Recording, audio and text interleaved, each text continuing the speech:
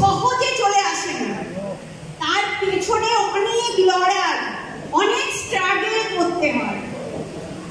আমার জীবনের যে লড়াই, সেটা আজকে কিছুটা আপনাদের সঙ্গে আমি শেয়ার করার জন্যই আজকে এই মঞ্চে এসেছি।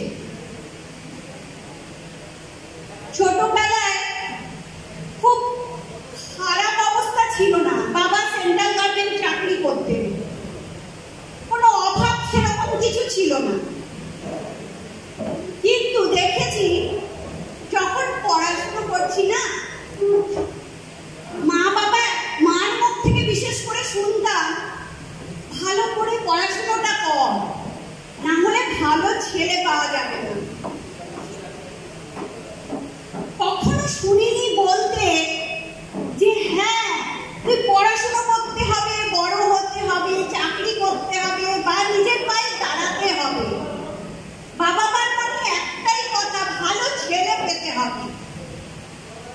সেইভাবেই বড় হয়েছি। আর কোনো বিজনেসম্যান ফ্যামিলির মেয়ে আমি নই। বাবা চাকরি করতে, তাদের পছন্দ চাকরিজীবী ছেলে।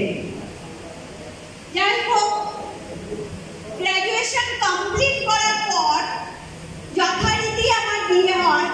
সেই ছেলেও চাকরি করে, কারণ বিজনেস করলে তার লাইফ সিকিউর না, বিজনেসটাকে ঠিক মনের মতো করে ভাবতে পারে না, আর ভাবে চাকরিটাই যদি বেস্ট, তাহলে তার লাইফ সিকিউর। কিন্তু আমার শ্বশুর চাকরি করতেন, আমার শাশুড়ি মা চাকরি করতেন, কিন্তু আমার হাজবেন্ডকে দেখতাম যে চাকরি করার পরও না সে খুশি না। সে ভাবতো চাকরি করে আমি কি আনলিমিটেড ইনকাম করতে পারবো, আমি কি আমার স্বপ্নের জায়গাটা পাবো। সারাক্ষণ সে বিজনেস বিজনেস বিজনেস, এই বিজনেস করছে, সঙ্গে ওই বিজনেস করছে, কিন্তু টাকাগুলোই নষ্ট হতো। কিন্তু সেরকম ভাবে বিজনেস দাঁড় করাতে পারতাম না। তার একটাই কারণ, আমাদের কাছে লক্ষ লক্ষ টাকা ছিল না যে আমরা লক্ষ লক্ষ টাকা দিয়ে একটা বিজনেস স্টার্ট করব। আমাদের সময় তখন এরকম কোনো প্ল্যাটফর্ম ছিল না যে এই প্ল্যাটফর্ম আমাদের স্বপ্ন দেখাতে পারে এবং সেই স্বপ্নটাকে সত্যি করতে পারে। তখন নেটওয়ার্ক মার্কেটিং কি কেউ জানে না। হঠাৎ করে একদিন দেখলাম আমার হাজবেন্ডের দুই বন্ধু এলেন, দুটো চারটে প্রোডাক্ট নিয়ে। আমি ভাবলাম প্রোডাক্ট সেল করতে এসে। আমার হাজবেন্ড বলল না, এটা একটা ইন্ডাস্ট্রি। তাও 20 বছর আগের কথা আমি বলছি, তখন 2000 সালে। তখন নেটওয়ার্ক মার্কেটিং কেউ জানে না।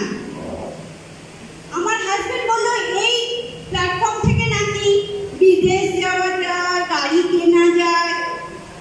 আমার কাছে সেটা কখনো মনে হলো না যে এটা সত্যি, এটা কখনো সত্যি হতে পারে। আমি বললাম লাস্টে গিয়ে লোকের বাড়ি বাড়ি গিয়ে প্রোডাক্ট সেল করব। তাহলে তুমি এত বড় চাকরি করছো, তুমি প্রোডাক্ট সেল করতে যাবে? যাই হোক, জোর করে আমাদের ওখানে জয়েনিং করালো। জয়েনিং করলে কি হবে, আমার হাজবেন্ড একদিন নিজের টিফিন টাইমে বালি স্যারের প্রোগ্রাম শুনতে গেল। তখন সেটা ছিল আরেকটা কোম্পানি, ভেস্টিজ নয়। বালি স্যারের প্রোগ্রাম শুনে আমার হাজবেন্ড মুগ্ধ হয়ে গেল।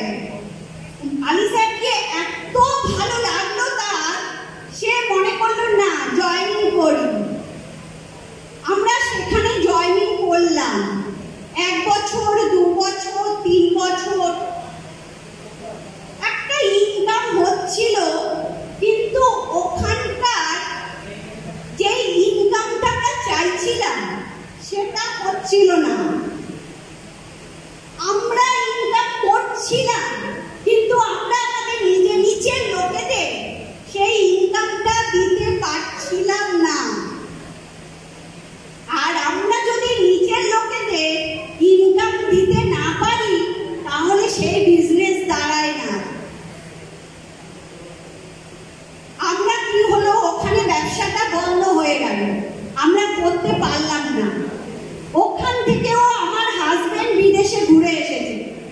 ওখানে আমাদের হাইয়েস্ট চেক ছিল 32,000 টাকা। তারপরে নেটওয়ার্ক মার্কেটিং এর উপর আমাদের আস্থাটা উঠে গেল যে না হয় না। তখন আমরা এই প্ল্যাটফর্মটা পেলাম।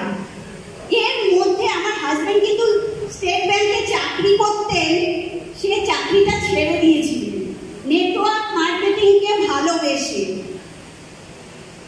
চাকরি ছেড়ে দেওয়ার পর যখন আমরা এই প্ল্যাটফর্ম পেলাম, একটু একটু করে কাজ করতে করতে দেখলাম হ্যাঁ, ভেস্টিজ এমন একটা জায়গা যেখান থেকে আমাদের একটু একটু করে আমাদের স্বপ্নটা পূরণ করতে পারছি। ঠিক ভগবান ওপর থেকে কি খেলছে আমরা কিন্তু কেউ জানি না, যে ভগবান কি চাইছে, কি লিখে রেখে গেছে আমাদের কপালে। কারণ আমি তো একজন হাউস ওয়াইফ, আমি তো কিছু করি না, যা করছে আমার হাজবেন্ড করছে। কিন্তু 2012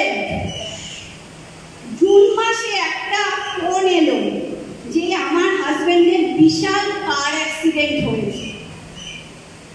তখন আমার ছেলে ছোট এবং 5 দিনের মাথায় সে আমাদের ছেড়ে চলে গেল। আপনারা ভাবুন, যারা হাউস ওয়াইফ আছেন, যারা যেই প্রফেশনে আছেন,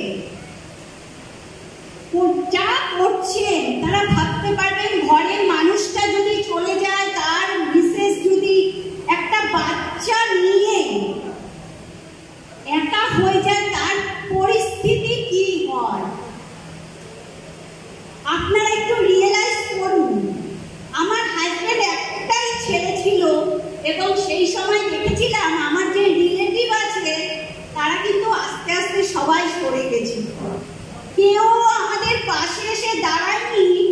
আমার ছেলেটার হাত ধরে কেউ বলেনি বাবু বাবা নেই তো কি হয়েছে, আমরা আছি, আমরা তোমার কাকা জ্যাঠা পিসি।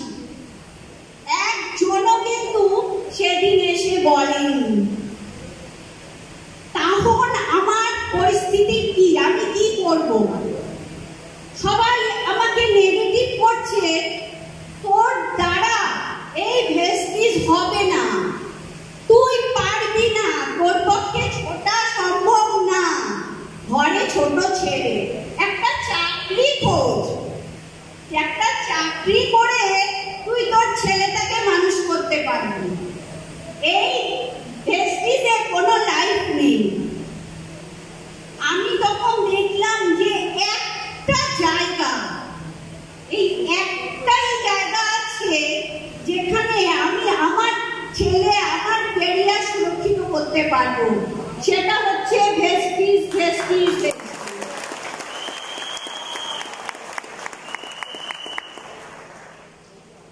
7 মাস 8 মাস হয়তো আমি বেরোতে পারিনি, কিন্তু আমার মাইন্ড সেট করতে টাইম লেগেছিল। কারণ একটা মানুষ চলে গেছে, সেই কষ্টটা ভুলে আবার বেরোবো এটা ভাবতে খুব কষ্ট হচ্ছিল। আমার হাজবেন্ড যখন অ্যাক্সিডেন্টে নার্সিংহোমে বসে ভর্তি, সারা নার্সিংহোম জুড়ে শুধু ভেস্টিজ ফ্যামিলির লোকেরা, মানে আমার আপলাইন, আমার ডাউনলাইন, তারাই আমাকে প্রতি মুহূর্তে সাপোর্ট করেছে। আমি সেখানে দেখিনি যে আমার রিলেটিভরা কেউ এসে বলেছে যে বল তোর কি লাগবে। আমি কিন্তু কোনো পেমেন্ট পর্যন্ত করিনি, আমার আপলাইনরা করেছে। এটাই হচ্ছে ভেস্টিজ।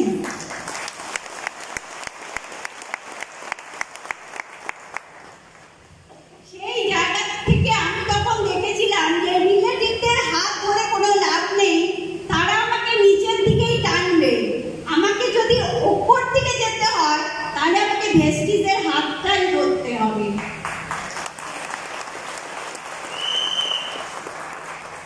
সেই দিন থেকে শুরু করলাম ভেস্টিজ, একটু একটু করে কাজ করতে করতে। কারণ আমি কাউকে তখন চিনতাম না ঠিকভাবে, আমি কোথায় যাব, কার সঙ্গে কথা বলবো। আমার upline mister Ashok Ghosh, mister Kaushik Goswami, তারা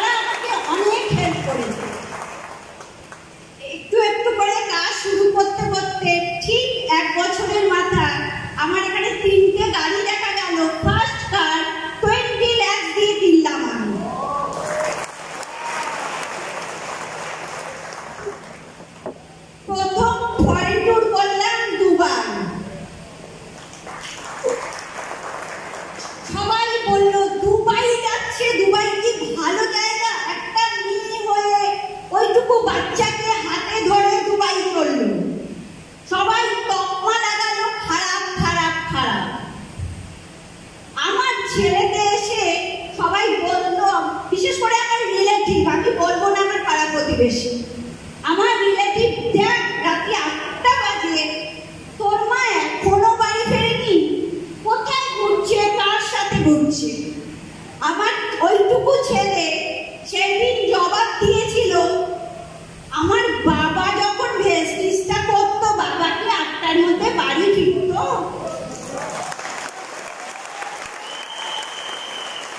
তাহলে মা কি করে 8টার মধ্যে বাড়ি ফিরবে? মা তো দূরে দূরে প্রোগ্রাম করে, বাবা তো বাড়ি ফিরত রাত্রি 1টা 2টো। সেই দিন থেকে আমার ছেলেকে কিছু বলা তারা বন্ধ করে দিয়েছিল। তারা বুঝতে পেরেছিল যে আমার ছেলেকে বলে কোনো লাভ হবে না, কারণ সে জানে মা কোথায় কাজটা করছে।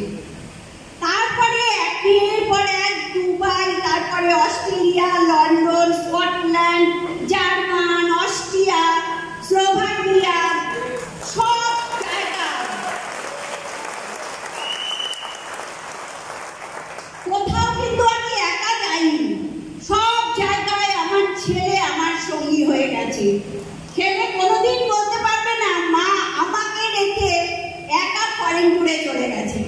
সেই 14-15খানা কান্ট্রি আমার ছেলে আমার সঙ্গে ঘুরেছে। সেটা কিসের জন্য সম্ভব হয়েছে? আমি ভেস্টিজিয়ান, আমি ভেস্টিজিয়ান। অস্ট্রেলিয়া গেছি আমার ছেলে তখন একটু, ওখানকার লোকেরা বলছে বাবু তোর কি কপাল, তুই এই বয়সে অস্ট্রেলিয়া ঘুরে গেলি। এটাই হচ্ছে ভেস্টিজ। ভেস্টিজ শুধু স্বপ্ন দেখায় না, ভেস্টিজ স্বপ্নকে সার্থক করে তোলে, তার নামই ভেস্টিজ। এরপরে আমি আরেকটা 1 বছরের মাথায়, আর পরের 1 বছরের মাথায় আরেকটা গাড়ি কিনলাম, কারণ বড় গাড়ি নিয়ে সব জায়গায় প্রোগ্রাম করতে যাওয়া যায় না। আর আজ তো আপনারা দেখলেন 70 লাখ দিয়ে BMW।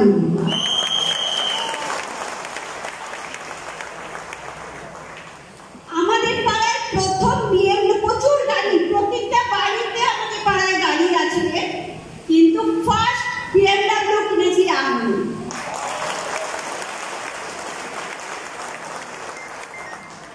তাহলে আপনারা ভাবুন কোন প্ল্যাটফর্মে আমরা দাঁড়িয়ে আছি। আজকে যদি এই প্ল্যাটফর্মটা না থাকতো, আজকে তাহলে আমি আমার ছেলে নিয়ে কি করতাম? আজকে আমার ছেলের যেই গাড়িটা পছন্দ আমি সেটাই কিনেছি। আমি দেখে এসেছিলাম 50 লাখের গাড়ি, আমার ছেলে বলল না ওটাই নিতে হবে, ওটার গায়ে লেখা আছে স্পোর্টস, 330 IS স্পোর্টস, ওর জন্য 20 লাখ বেশি। আমি দিতে পেরেছি ছেলেকে, কারণ আমি ভেস্টিজকে বিশ্বাস করেছিলাম।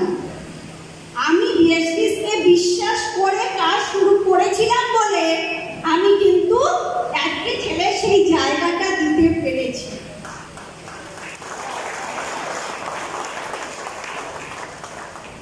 আজকে আমার ইনকাম 6 লাখ প্লাস।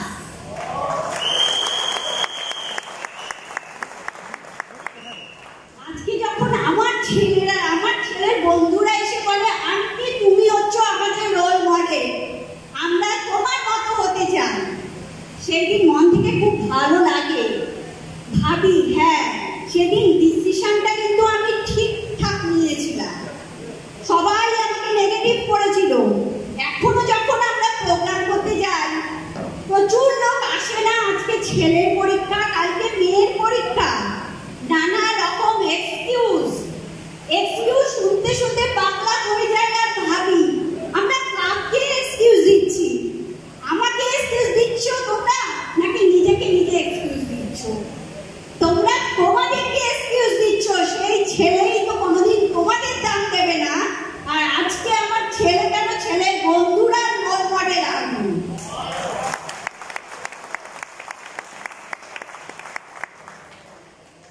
আপনারা এক্সকিউজ দেওয়া বন্ধ করুন, একদম এক্সকিউজ না।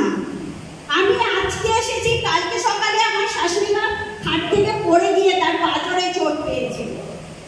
আমি জানি কালকেই আমার ডক্টর দেখাতে হবে, লোক রাখতে হবে, কারণ আজকে আমার এখানে আসার আছে। আপনারা এক্সকিউজ দেবেন না, আপনারা নিজেদের ভাবুন, নিজেদেরকে প্রতিষ্ঠা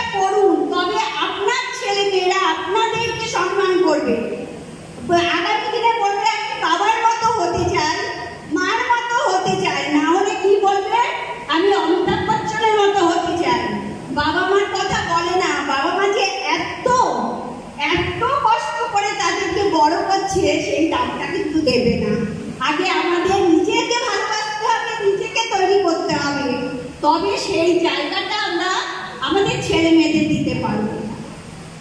আমার ছেলে আজকে বিবিএ করছে, আমার ছেলে কিন্তু কোনোদিন চিন্তা করবে না যে সে চাকরি করবে, কারণ আমার যে ড্রাইভার আছে তাকে আমি 15,000 টাকা মাইনে দিই। আর আজকালকার দিনে বিবিএ এমবিএ পাস ছেলেদের কত টাকা মাইনে? 15,000, 20,000, 25,000, তার বেশি মাইনে আছে? সারাক্ষণ তাদের কি ভয়, এই বুঝি চাকরিটা চলে যাবে। সকাল থেকে রাত অবধি তাদের কম্পিউটারের মধ্যে মুখ বুজে বসে থাকতে হয়। আর আমরা কি করছি? সারাদিন ঘুরে বেড়াচ্ছি। আমার আত্মীয় স্বজন বন্ধু বান্ধবরা কি বলছে, তোদের তো ওটাই কাজ, অফিসে গিয়ে নাচ করছিস, গল্প করছিস, ব্যাংক অ্যাকাউন্টে টাকা ঢুকে আসে।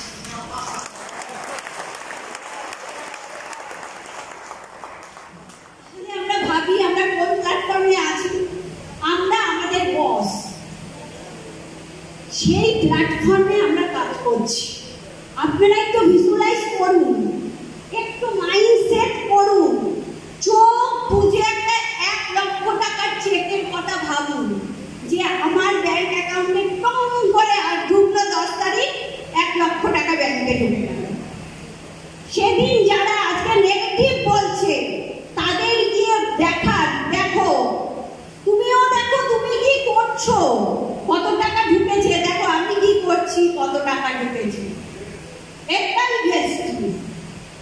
আজকে যখন আমার নামে ফ্ল্যাট বুক করেছি, আমার নামে ফ্ল্যাট দুটো ফ্ল্যাট কিনেছি, কোথা থেকে সম্ভব হতো? যদি আমি ভেস্টিসটা না করতাম, যেই বাড়িতে থাকি তার 1 তলাটা ভাড়া দিয়ে আমার সংসার চলতো। আজকে আমার নামে দুটো ফ্ল্যাট।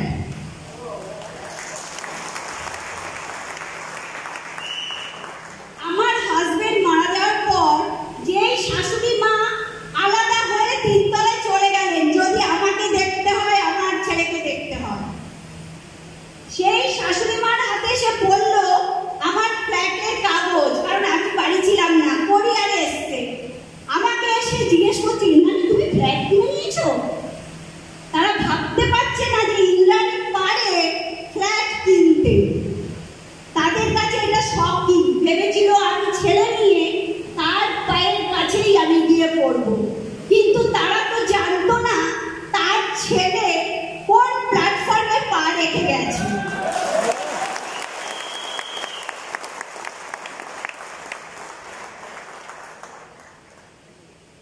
কেউ একটাই কথা বলছি, যে যা বলুন আপনারা কিন্তু শুনবেন না।